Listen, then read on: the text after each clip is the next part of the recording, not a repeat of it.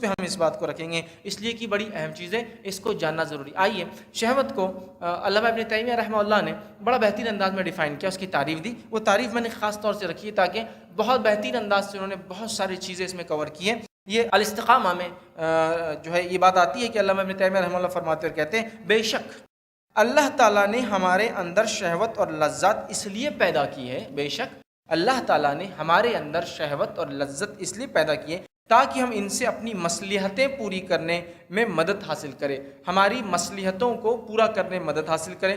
پھر وہ لکھتے ہیں، بس اللہ تعالیٰ نے ہمارے اندر کھانے پینے کی لذت اور شہوت پیدا کی ہے، اٹریکشن پیدا کیا کہ ہم چاہتے ہیں کھائے پیئیں۔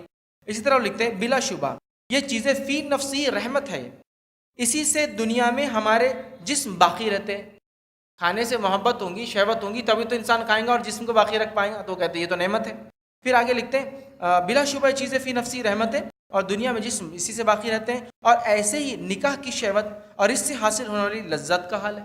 اسی طرح عورتوں کا معاملہ ہے، نکاح کا معاملہ ہے کہ جو یہ بھی شہوت ہوتی ہے، یہ بھی اللہ تعالیٰ کی طرف سے ایک رحمت ہے، یہ بذات خود ایک نعمت ہے اور اسی سے انسانی نسل کا بقا ہوتا ہے۔ یہ شہوت بذات خود ایک نعمت ہے اور ہیومن ریس اسی کی وجہ سے چلتی ہے، اگر یہ نہ ہو تو پھر انسانی نسل آگے نہیں بڑھیں گی، چونکہ مرد کو عورت کی خواہش نہیں ہوگی، لہٰذا انسانی نسل بھی آگے نہیں بڑھیں گی۔ تو وہ کہتے ہیں اسی سے انسانی نسل آگے بڑھتی ہے۔ آگے لکھتے ہیں، اگر ان قوتوں سے ان چیزوں پر مدد لی جائے جن کا ہمیں حکم دیا گیا ہے تو پھر یہ ہمارے لیے خیر ہے۔ تو ان شہوت سے وہ کام لیا جائے جس کا حکم ہے تو پھر تو یہ اچھی چیزیں ہیں۔ پھر وہ کہتے ہیں، اور دنیا اور آخرت میں بڑی سعادت کا باعث بنیں گی، بڑی سعادت کی وجہ بنیں گی، ہے نا۔